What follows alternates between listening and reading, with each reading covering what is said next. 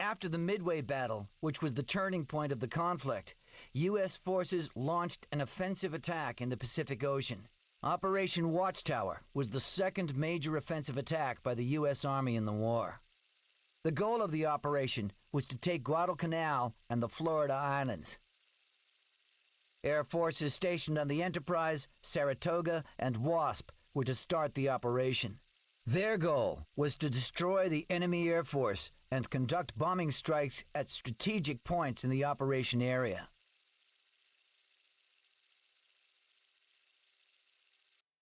Number 3, anything? No, negative, nothing. Roger that!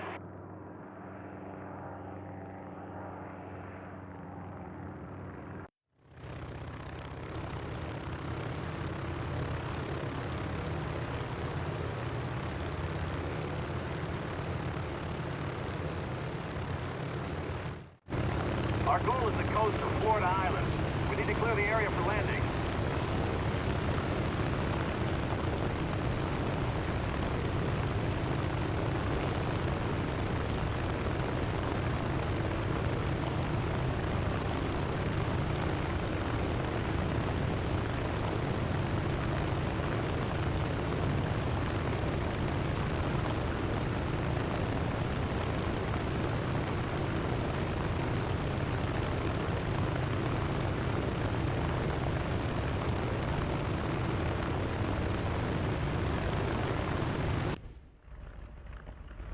I see float planes on the ground trying to take off.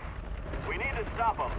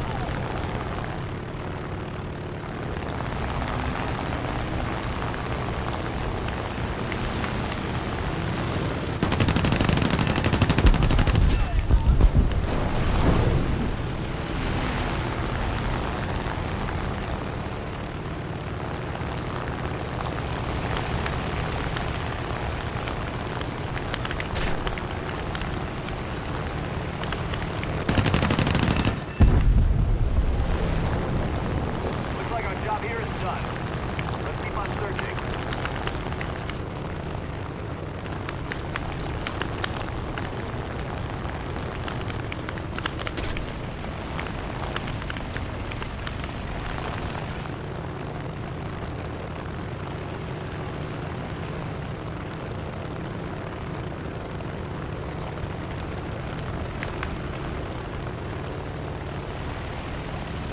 More planes!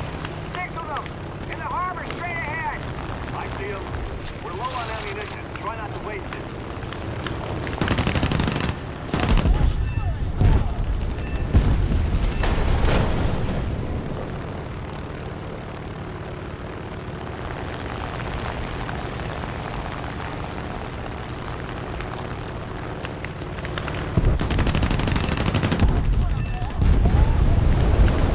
Looks like that was the last one. I'm out of ammunition. We've done our job. Let's head back to the ship.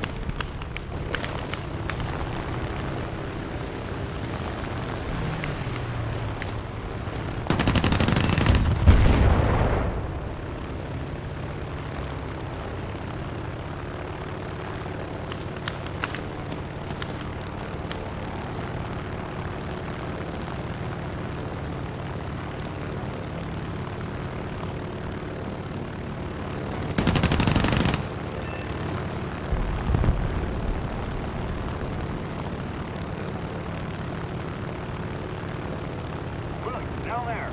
The landing started. Japanese will have one hell of a morning.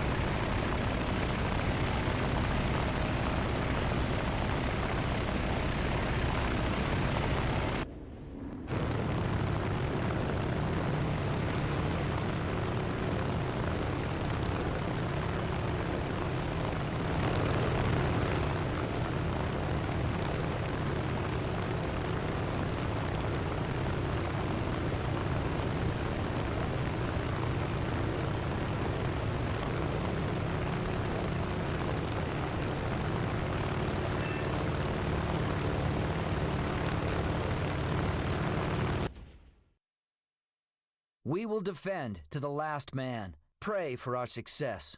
Last message of the Yokohama Air Group Commander, Captain Miyazaki Shigetoshi.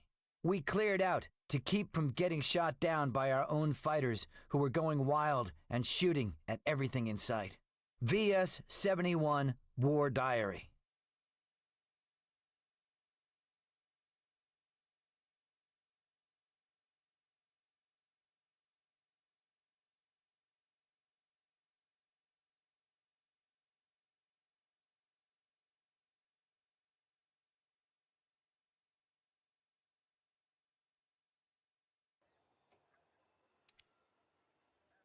The Guadalcanal and Tulagi landing was successful. However, it was just the beginning of the confrontation.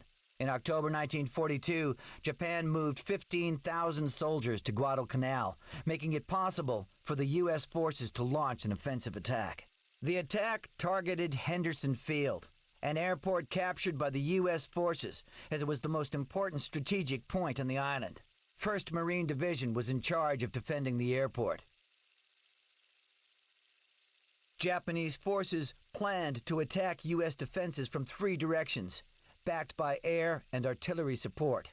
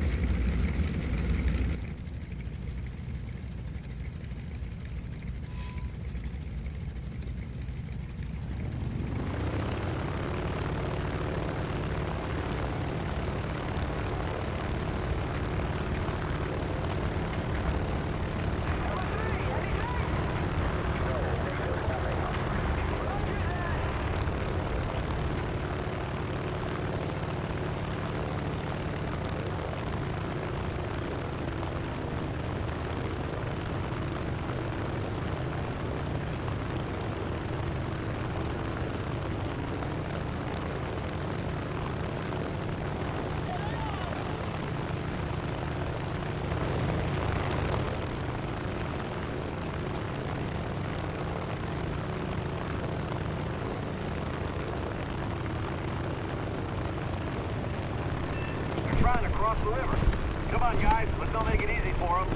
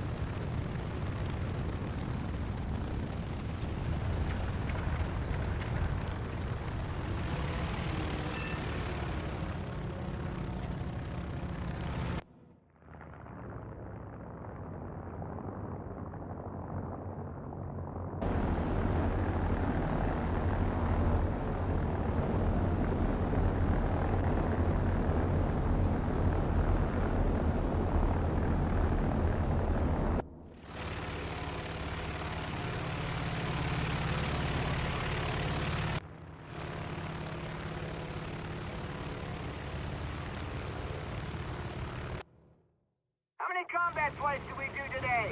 I already lost count. What does it matter? Anyway, it's better than sitting in the trenches waiting to get hit on the head by a bomb or a shell. Stay focused, guys. This isn't sightseeing.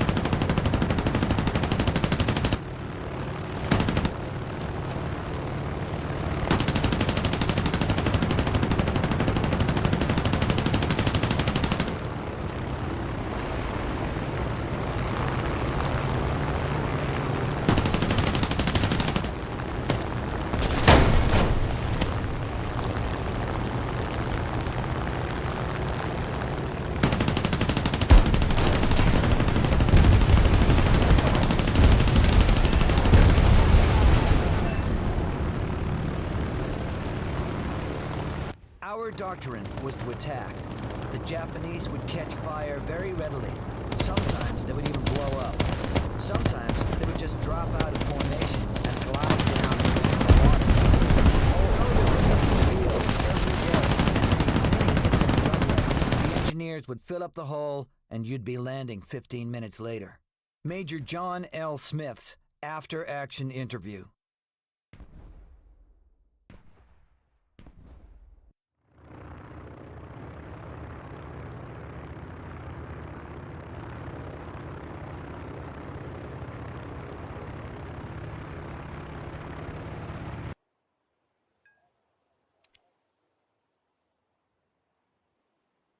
Henderson Field Defense stood its ground against the enemy.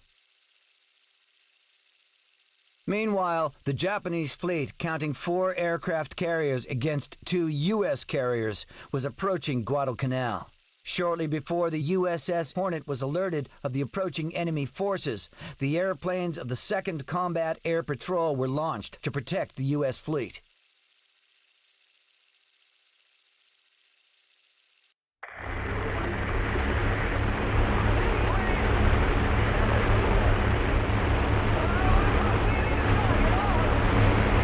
Contact with an enemy group. Damn, there's a swarm of them flying towards you. They're about 60 miles away from us, which means they'll be here soon.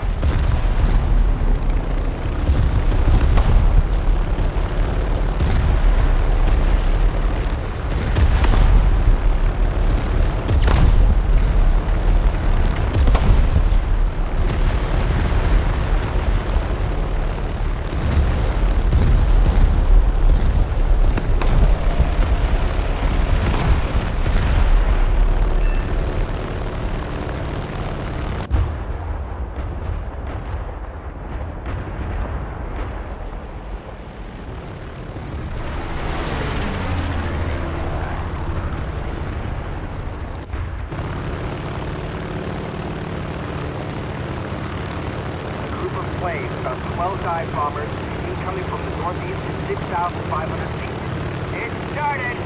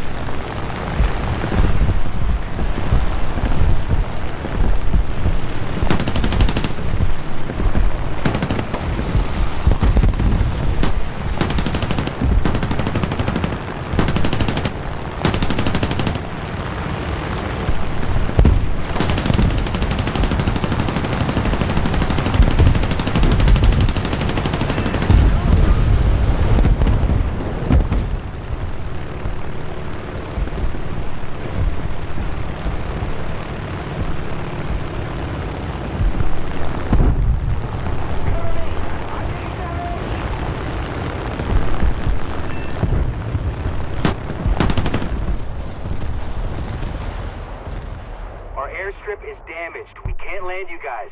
Fly over to TF-16.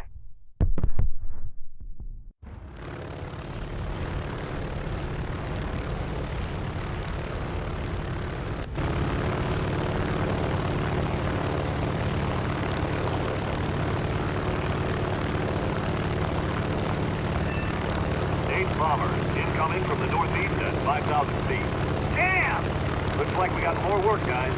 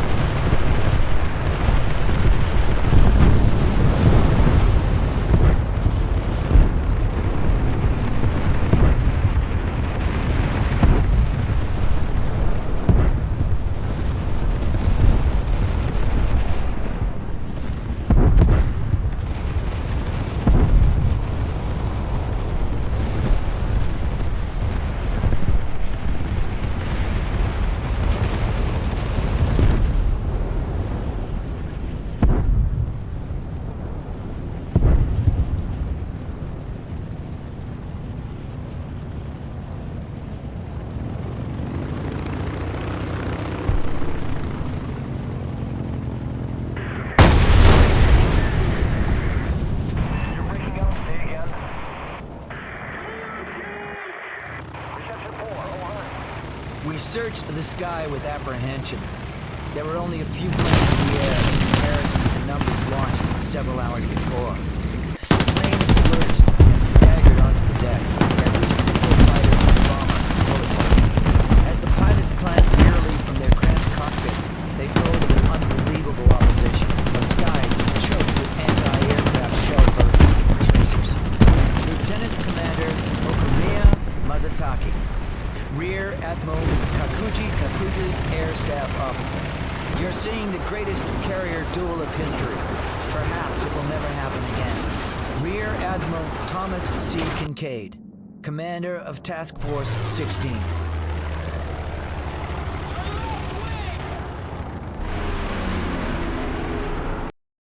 The Marines landed on Guadalcanal on August the 8th. Japanese positions and the airfield were continuously attacked from the air from that moment. Both sides continued to send reinforcements to the island for months. As the scale of the battle continued to grow, it became obvious that the battle for Guadalcanal would forever turn the tide of the war. The campaign involved nearly all branches of the armed forces. Aircraft carriers and other warships exchanged blows. Warplanes from both sides engaged in hour-long dogfights. Infantry fought desperate battles in the disease-ridden jungle. Even a few tanks managed to traverse the virtually impenetrable terrain and join the fray. The Americans fought tooth and nail and eventually gained the upper hand, losing nearly 7,000 men in the campaign. Japanese losses numbered nearly 31,000. Two more carrier battles that took place during the Guadalcanal campaign further exacerbated the Japanese situation. More experienced Navy pilots were irreplaceably lost. A year after Pearl Harbor, less than half of the December 7th veterans were still alive. They were being replaced with novices straight out of flight school. In a single year, Japan experienced an incredible mix of triumph and failure. Carrier-based war, started by Japan, was lost no sooner than it had begun. Even before Pearl Harbor, the US government ordered 6 new Essex-class aircraft carriers. In contrast, the Japanese had only 1 new carrier in the works. They had nothing with which to replace their losses. However, by March 1st, 1943, Japan still occupied vast territories. The Japanese Army and Navy were working on new plans to reverse the course of the war in the Pacific. The war was not over yet.